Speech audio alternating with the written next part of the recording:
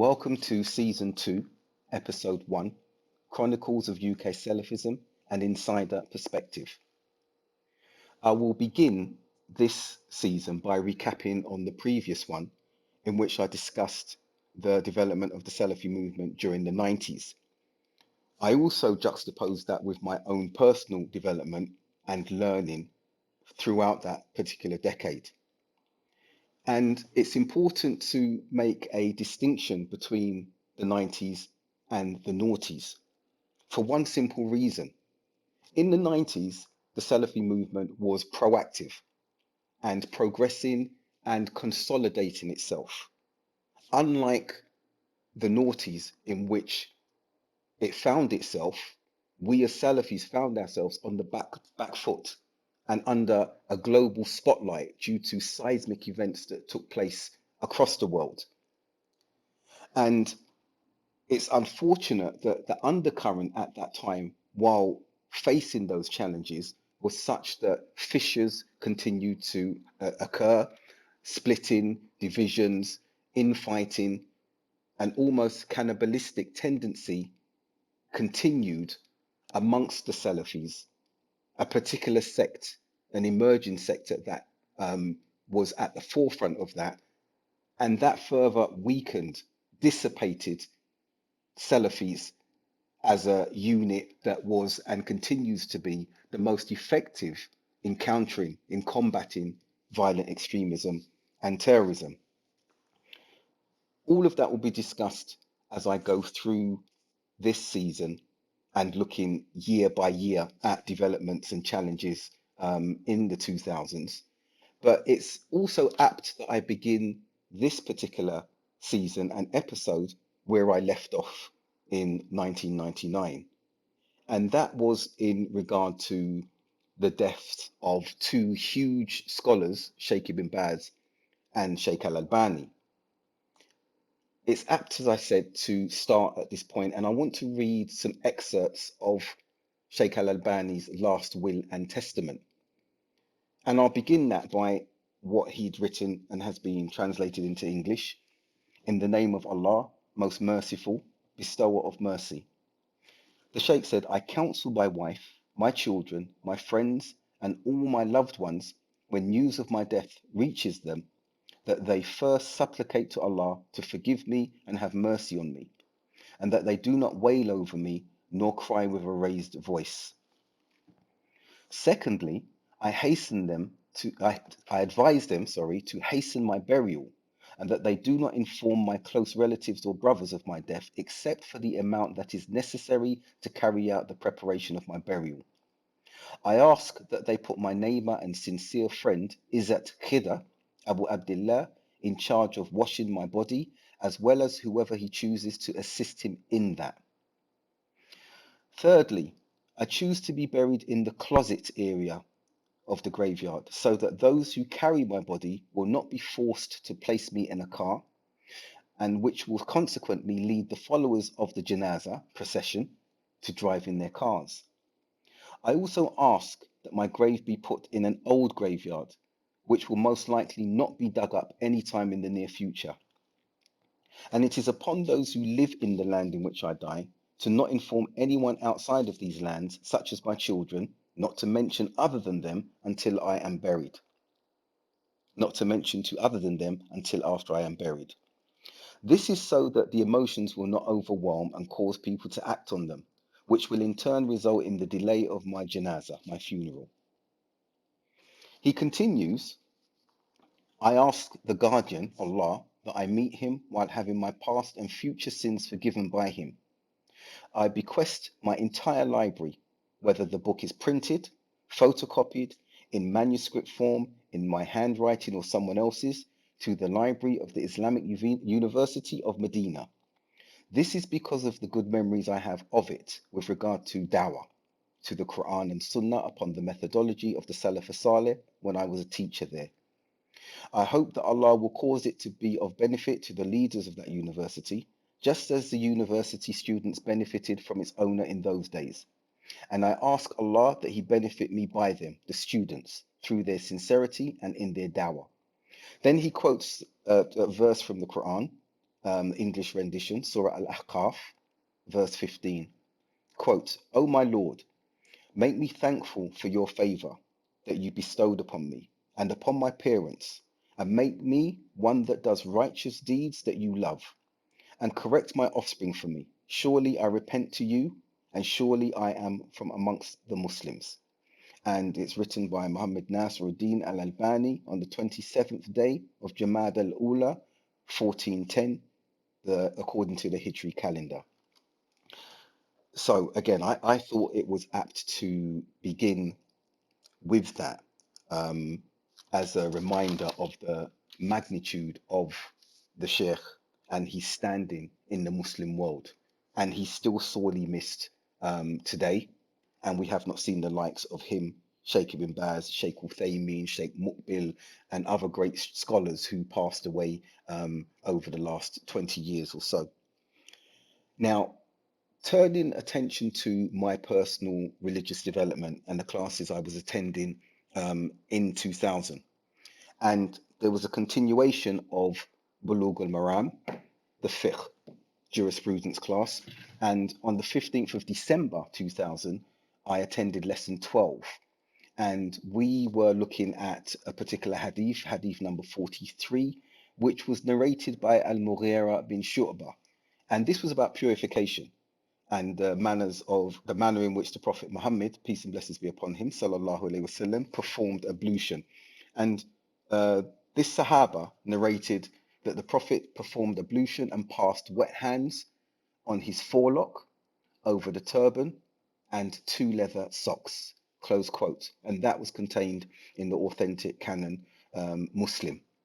And then some information was given about Mughira and that he embraced Islam at the Battle of Khandaq, the trench. And the rest of the lesson was involving rulings derived from this particular narration and surrounding discussions on that. My notes for that particular lesson, and I'm going to pay particular attention to my handwritten notes for a reason which I will come to shortly, but I'd written 6 pages for that lesson. The next lesson was on the 22nd of February, lesson 13, in which we covered hadiths 47 up to 52. And I'd written 5 pages of notes there, which I have with me now. The following lesson was on the 11th of April, and that was lesson 14, chapter 5, wiping over the leather socks specifically, and we looked at hadiths from number 53 to 56. My handwritten notes on this occasion were 4 pages. On the 18th of April, we did lesson 15, that was 4.5 pages. 25th of April, lesson 16, which was chapter 6, and that was focusing on the nullification of wudu, our ablution, and that was 3.5 pages. Moving to August now, there was a gap between the Bulugh al-Maram classes, and I haven't got any information confirming why that was, but my next notes were on the 15th of August, 4.5 pages. And coming to that point that I mentioned, why I'm referring to my handwritten notes. For those that I've just described, it was 27 handwritten pages. And I'm highlighting this because the impact of embracing Salafiyah for some of the colleagues who had never studied before, even at a rudimentary level, was profound. Non-religious or non-academically focused individuals, brothers and sisters, were transformed by the structure of teaching and attending the classes and making notes. And I'd like to contrast that with what we see today. There's an edutainment culture where the attention span of younger Muslims, second, third, fourth generation, is very short. And it's all snippets or memes of verses from the Quran, religious sayings, hadith.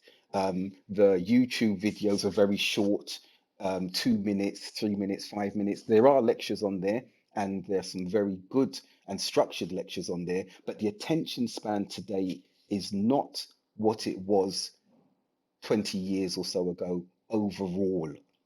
There are elements and there are catchments of young Muslims who are dedicated to studying, and you can see the difference in that studying. However, returning to my cohort, my colleagues at that time, the impact was a profound one.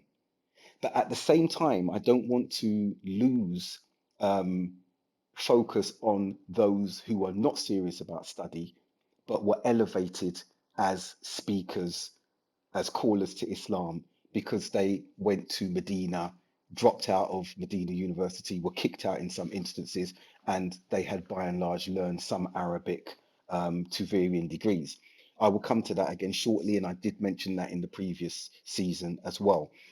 But one of the reasons I'm sticking with this particular point is because those of us who had studied at school, those of us who were used to a structured way of learning, sitting and making notes and sitting at the feet of a scholar or senior student of knowledge, and by that I mean Sheikh Ahmed Zahir Awais, not some colleague who's been elevated by his peers, as we see many times today, but sitting at the feet of such an individual who studied from scholars like Sheikh Rabi', studied from other senior scholars as a student when he spent his time in Saudi Arabia in the Islamic University of Medina, was a refreshing focus for us as Muslims of 10 years. And I actually went back and referred to my handwritten notes when I was a non-Muslim in secondary school, Roman Catholic secondary school, John Griffiths in Wimbledon. And I compared my writing quite recently to my handwritten notes in my secondary school days. And I've got notes here to show and confirm why this format of studying was so important. Um, Leaving Catholicism and embracing Islam, there needed to be more, and there was, and continues to be a lot more in Islam.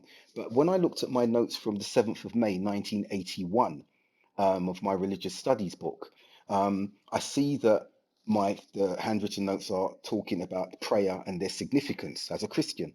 On the 21st of September 1981, I have 3 pages written in which I'm writing about the sacraments in Catholicism. The 17th of February 1982, my notes were providing references for the parables, 15 in total. And that was 4 pages I wrote then as a 16-year-old. And then when I look um, on that same day, I've also listed different kinds of conflicts that were illustrated in the New Testament, Luke's Gospels in particular. And there were 10 areas of conflict that I highlighted. And that was 5 pages because I had to discuss each one of them. And even when I went further back and looked at my notes in religious education in my school on the 11th of September 1979, they're no different from what I was writing in 1980, 1981. And even on the 16th of October 1979, I've listed the 10 Commandments, followed by the 8 Beatitudes and a detailed discussion of those. That was as a young teenager. So I want the reader to understand, and I will say this specifically about us as converts, because I think that as converts, there is some castigation about our academia or how we've embraced Islam. And hopefully, this would shed light that many converts did have elements of education with religiosity, be it Christianity, admittedly, but there was a structure that was there for many of us. So I said I was going to mention on about students or so-called students who had gone abroad to Muslim countries, Saudi Arabia in particular, Islamic University of Medina, and then returned to heroes welcome, having not even graduated from the universities. And this became problematic. And even some of us who were academically minded to varying degrees, we contributed to what was a denigration of any type of study in an academic format. So, brothers and sisters were criticized and castigated for studying in universities. And unfortunately, the scholars endorsed that um, need to not study in the universities, bringing fatwa that it was free mixing and the like. Many of us believed in that at the time. from the 90s, I started looking differently at that because I saw a contradiction with certain scholars, them coming and studying in universities in Birmingham, sending their children to come and study elsewhere, yet they were telling us not to study in an environment where study was important to elevate ourselves beyond the communities or let's say the social margins that we were in. From the South Asian communities, it was a very negative thing to be embracing Salafia and opposing academic study. And that caused a lot of division amongst these traditional families. And as I said, many significant callers among the Salafi community at the time, including myself, initially, I go back into the 90s, not the noughties, were speaking against academic development and it was being frowned upon. And individuals with academia or even professional careers were being castigated by those who did not even finish a rudimentary level of primary, secondary school education, did not complete any other additional studies, and did not even complete religious studies. They may have had smatterings of Arabic, if that. And this was one of the problems that caused a negative impression on the Salafi movement. Now, I want to move on from that. I think it's necessary to move on from that because I've highlighted that before and I don't want to labour a point. And I will move quickly to some of the sermons that I was giving at the time. And there were 8 sermons delivered in 2000, of which I have my notes. There may have been more, but I'm only going to refer to the evidence I have in front of me. And on 7th of April, I delivered a sermon at Brixton entitled Purification and Cleanliness. And how appropriate that is when we look at the date of that particular sermon, again, the 7th of April 2000, and we look at 20 years later, the 10th of April 2020, and we are looking at an unprecedented trial that is affecting and damaging economies across the world and killing many individuals and infecting a multitude more, with none other than the virus, COVID-19, the pandemic that we are currently facing now, with more than 1/3 of the world's population on lockdown. And this particular sermon addressed a few aspects. And one of them was the social and moral decay of society. And I referred in this particular sermon to the story and the example of the people of Lot, the people of Lut. This is a Quranic story and it's also a biblical story. I'm not so sure about Judaism. I don't know much about that faith and the book, the Torah, except the Old Testament, of course. And I quoted a verse in Surah Al-Araf, the 7th chapter of the Quran, verse 82, the English rendition being, and the answer of his people, that's Lut's people, was only that they said, drive them out of your town. These are indeed men who want to be pure from sins. Close quote.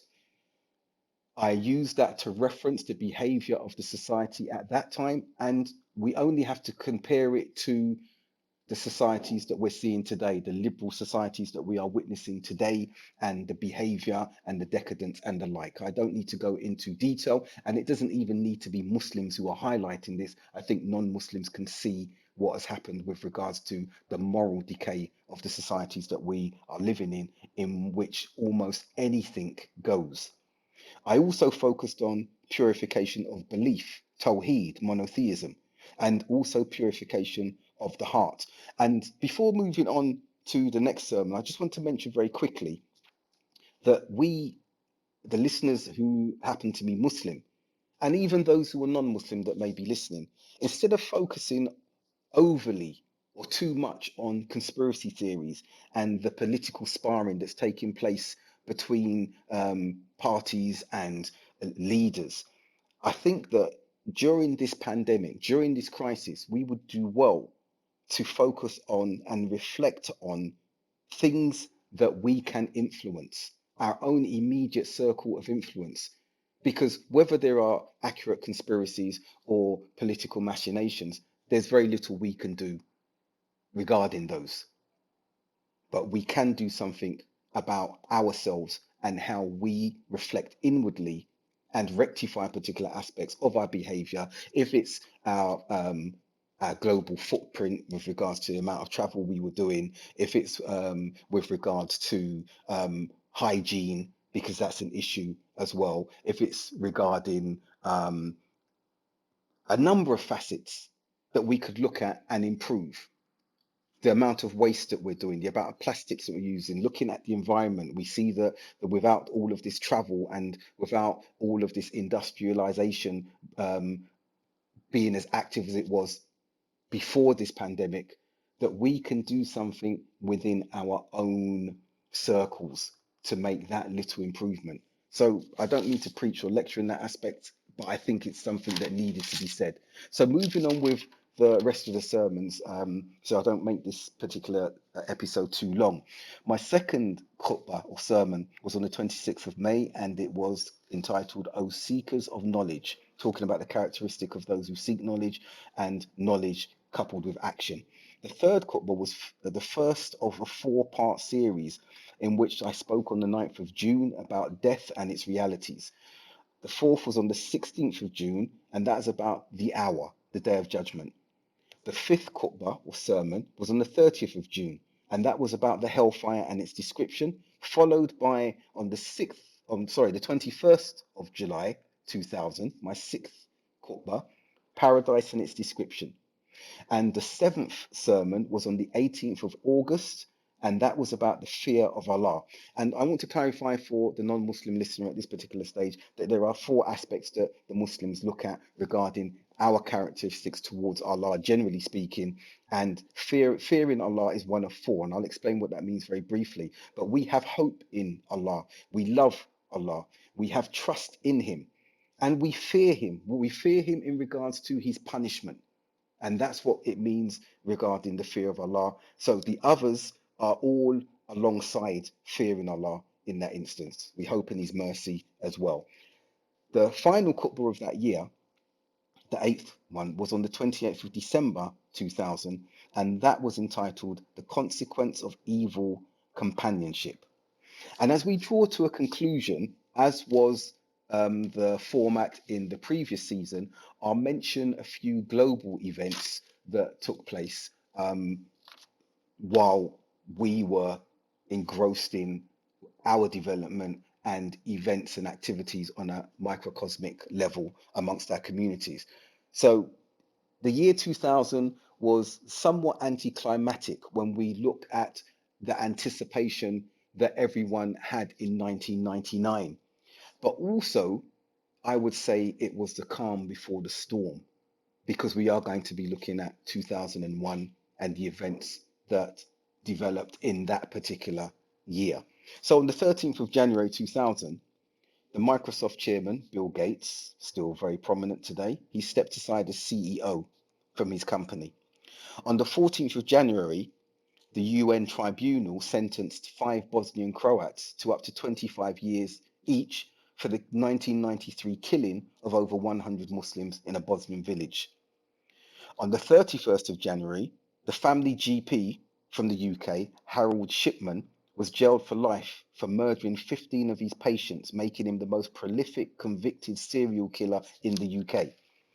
And on the 30th of March, another individual we have come to know well, Richard Branson, was knighted for his services to entrepreneurship.